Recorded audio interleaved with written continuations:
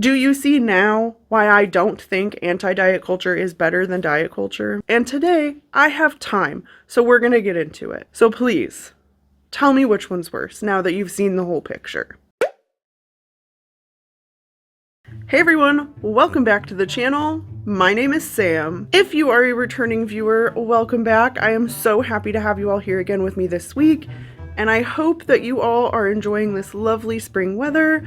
I'm about to film this video and go outside because we have to take advantage of it while it's here. I'm hoping it's no longer fool spring, but we'll see. If you are new here and this is the first time you are seeing my face, welcome. I make weekly videos dissecting internet nonsense, so if you're into that type of thing or you like today's video, I hope that you'll consider liking and subscribing. It really helps out the channel and make sure that you never miss another upload from me.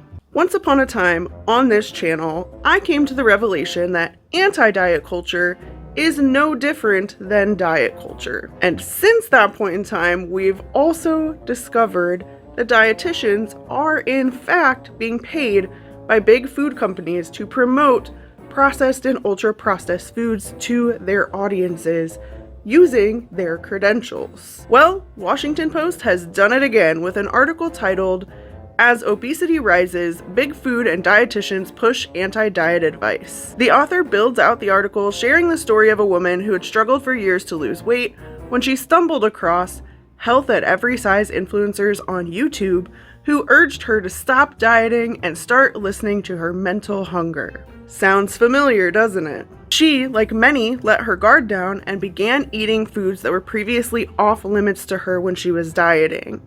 But when she gained 50 pounds in 2 months, she knew she needed a change. Using this framework and her story, Washington Post shares that the anti-diet influencers and channels that she stumbled across were likely being paid by big food to promote processed and ultra-processed foods.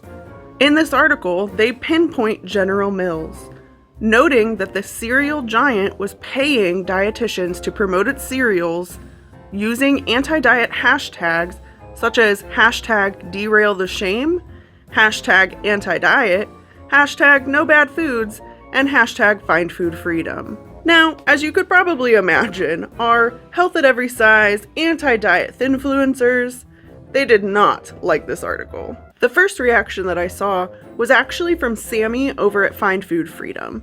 And while Sammy's been on the channel before, I will just take a second to remind you all that she is the health at every size influencer who likes to tell us over and over and over again that she is a certified intuitive eating counselor, registered dietitian, and certified personal trainer. Oh, and don't forget, this is the most important part about Sammy, she has also used her very public platform to tell people to go ahead and get their trigger foods. I want to know from you, what is one food that you forbid yourself to eat and that actually scares you to keep inside your house? I want to challenge you to go get that food this week. That will never not blow my mind. Anyway, Sammy's response to this article is over 5 minutes long, so what I'm gonna do are focus on the parts that I think are the most relevant, but also I will go ahead and link the full video in case you want to watch it. I'll either do it in the description or in a pinned comment. Let's get started. Post article that was clearly very against anti-diet dietitians. I spoke to the lead journalist on this article for over 45 minutes on the phone, and she did not use any of my quotes or anything we talked about. All right, so she's telling us that she talked to the lead journalist on this article for 45 minutes, but they didn't use any of her quotes or her talking points. Seems frustrated, doesn't she? But then, a little while later, she says this. No, I actually told the woman from the Post, I'd prefer you don't use me. I'm happy to be quoted. I'm happy to talk about this. But I prefer that you speak to people in this field that are so committed to this work and have the lived experience of being in marginalized bodies. Girl, what? I can't be the only person who's genuinely confused by this. How can she be so frustrated when she's the one who opened the door to them not using her content? Outside of this, her reaction is of interest to me because her main beef with the article is that anyone can go online and call themselves an anti-diet dietitian, even if they don't have credentials to do so. and she literally refers to them as Joe Schmoes. Used myself as an example that a lot of dietitians come over to the anti-diet space not really knowing what HAES, intuitive eating, and weight inclusive care is. Anybody can call themselves an anti-diet dietitian. That's like anybody can call themselves a nutritionist, right? Anyone, any Joe Schmo can walk off the street, start an Instagram account and say, I'm a nutritionist. They have no credibility, they have no credentials, it means nothing. And the same thing happens within our field of dietetics. People start to wake up to diet culture and they're like, oh, I want to practice, in an anti-diet way, and start to say the things of talking about unconditional permission to eat whatever you want, yada, yada, yada, but don't have the credentials or the supervised practice or are really committed to the HAES and intuitive eating principles and weight inclusive care in general and the social justice aspect that comes along with it. This jargon word salad that we just heard from Sammy is her essentially trying to say, I'm not like those other girls. I've done the work and I'm practiced enough to be in this space. And before we get too far, I will pause. I do this every time I talk about Sammy. I don't think everything Sammy does or says is bad. I like the fact that she focuses on habit change. I think that that's a real way that she's helping people. But that doesn't mean that Sammy's not just as problematic and irresponsible when it comes to her TikTok content. She will openly admit that she's never lived in a larger body. She's also historically admitted that she comes from restrictive behaviors in her background. And even though she's aware enough to admit those things, she will still go on her platform and give very broad advice meant for people with restrictive behaviors like she had, and she will offer that advice to an audience that she does not know. For all Sammy knows, the person in this article who found these anti-diet influencers could have found her content and could have acted upon it and could have had bad results. Despite her best effort here to deflect and separate herself from these people, the truth is she's doing the exact same thing. If she could just take a seat and listen to what people are saying, maybe she would hear that. Because for someone who's supposedly done the work and knows so much, it surprises me how little she tends to know or talk about behaviors that are not restrictive in nature. The other reaction that I saw and found noteworthy was from a dietitian named Taylor on TikTok, and she was feeling a little bit spicy. And in the article, the woman who's talking about her experience with an intuitive eating or HAES registered dietitian, she mentions that she was eating cupcakes and Nutella and regained 50 pounds, leading her to 300 pounds, making her scared for her health. If this was the case for this individual, then unfortunately she went to a dietitian who was not actually educated in intuitive eating, HAES, or anti-diet. For the love of all things, just because we say that there are no morally good or bad food does not mean, once again, that we are telling you to eat Nutella and donuts for every single meal. The issue for me here, and I'm curious to know how many of you flagged it, is that Taylor goes out of her way to put the onus on the individual woman sharing her story, saying that she tried the anti-diet methods that she was seeing and she gained weight. Even Taylor's caption says she's doing intuitive eating wrong because it literally says, intuitive eating is not eating donuts and Nutella for every meal and snack. Both Sammy and Taylor are so caught up on this article bashing their field of work that I don't think either of them are listening or recognizing the real issue here. The woman in the article who shared her story was basically their ideal client. Someone who struggled with body image, who struggled with weight loss for years, who finally saw a way to find an anti-diet way to live, and then she was taken advantage of by their peers and by their colleagues who are being paid and accepting money from big food companies to promote processed and ultra-processed foods. And neither of them actually acknowledged that. One of which went straight at poking fun and blaming the individual for not knowing better. And the other went ahead and said, well, yeah, of course she gained weight because she just followed any Joe Schmo without credentials. She should have known better. And I just have to interject to say that this is absolutely rich coming from people who like to talk about the diet industry the way that they do. They tell people, well, you didn't fail the diet failed you. Clearly it wasn't clear enough, or you followed someone who didn't have credentials and led you down a bad pathway. But in this circumstance, did anti-diet culture not fail this person? Why is this different? Why was she supposed to know better? Do you see now why I don't think anti-diet culture is better than diet culture? And on that note, I'm gonna go ahead and let Taylor tell us why she thinks the diet industry is so bad. At first, you have to reject the diet mentality and learn that dieting is not going to get you the long-term result that you are looking for. There is a reason that the diet industry is a $7 billion industry, because it sets you up to fail so that you keep coming back. That's how it keeps making money. Okay, pause on that. I don't know about all of you, but this argument makes me absolutely bonkers. And today, I have time, so we're gonna get into it. First, I'm gonna go ahead and just do a little correction here. She said it's worth $7 billion. The diet industry is worth $72 billion. And just for funsies, I'm gonna go ahead and also give them the gym industry, which is worth $87 billion. So together, the diet and gym industries are worth $156 billion. And this argument that Taylor's using is one that we hear frequently because they love to tout that the diet industry is super predatory, and that's why it's a multi-billion-dollar industry, because they create programs that you're meant to fail so that you keep coming back and they keep making money, right? That's the whole point of this argument and bringing up this dollar figure. So 156 billion for the two of them. But now, since this article is talking specifically about big food, I'm going to go ahead and tell you how much big food is worth.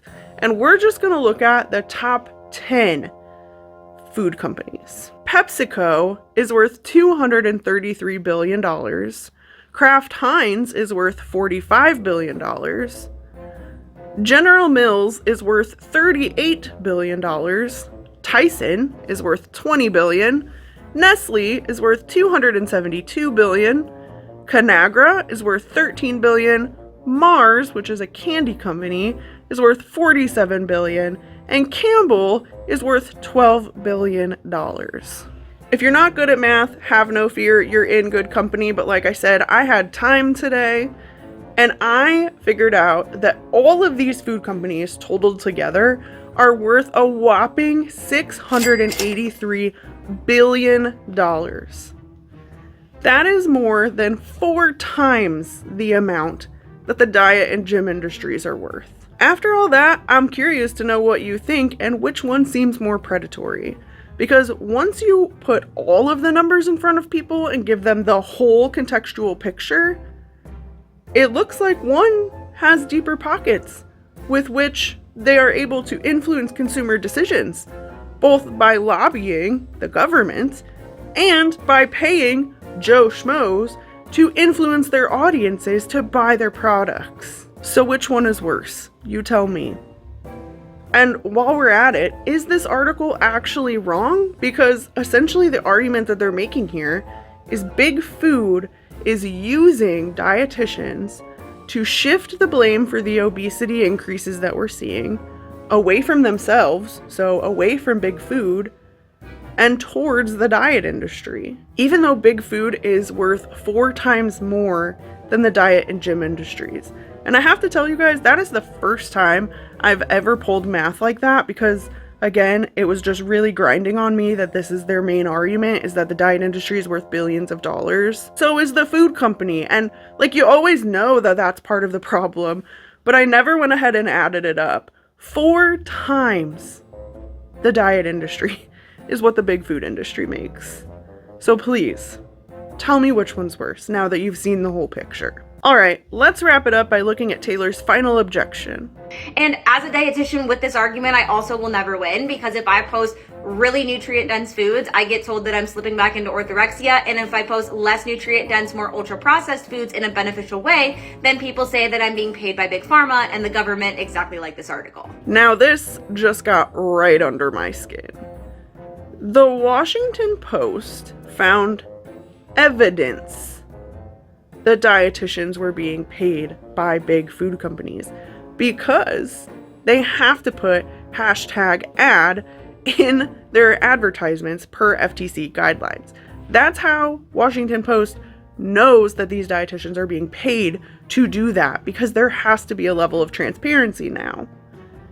For Taylor to basically equate the Washington Post article to her getting troll comments saying that she's being paid by Big Food is just off to me, because the two are not the same. A troll coming in and making an unsubstantiated claim is not the same as the Washington Post finding actual evidence of this happening, of dietitians being paid, because dietitians are being paid by Big Food. Again, I think the dietitians who are reacting to this article need to just take a chill pill, cool their jets, sit down for a second, and listen to what's actually being said to them. Because what's happening is they're being told over and over and over again that this happens to a lot of people. People who are actually sick of dieting or yo-yo dieting with fad diets, who are seeking out anti-diet content, being told they can and should eat whatever they want because eventually your body will regulate and eventually your body will crave whole foods or foods that are nutrient dense. And then when that doesn't happen for those people and they gain massive amounts of weight, or they have a health problem, then they're just told they didn't do it correctly, or they didn't have the right provider, or whatever else excuse they have to blame the individual for the problem. If it's unacceptable to blame the individual for failing diet culture, then doesn't it make sense that it's also unacceptable to blame the individual for failing anti-diet culture? I will never for the life of me be able to wrap my head around the fact that these people think that they are part of the solution when they're actively part of the problem. And some of them are being paid to be part of the problem. All right, that is all I have for you all today on my end. And at this point, I am curious to know what you think. Did you see this article? Were you surprised to hear that dietitians were being paid by big food companies? I mean, just 6 months ago, we were talking about the aspartame issue with the American Beverage Association, and now here we are promoting General Mills. I need to know if anyone is surprised by this, because I feel like at this point I am not. Were you surprised at all by the reactions of these online dietitians? Either claiming to be different than their peers or just straight up blaming the individual the same way that diet culture would? Please let me know what you think, because you all always come with such great opinions and feedback, and I am honestly looking forward to reading what you think, because this whole thing will never cease to blow my mind. And for all my introvert friends out there who may not feel comfortable leaving your opinion in an internet comment section, I see you, I feel you.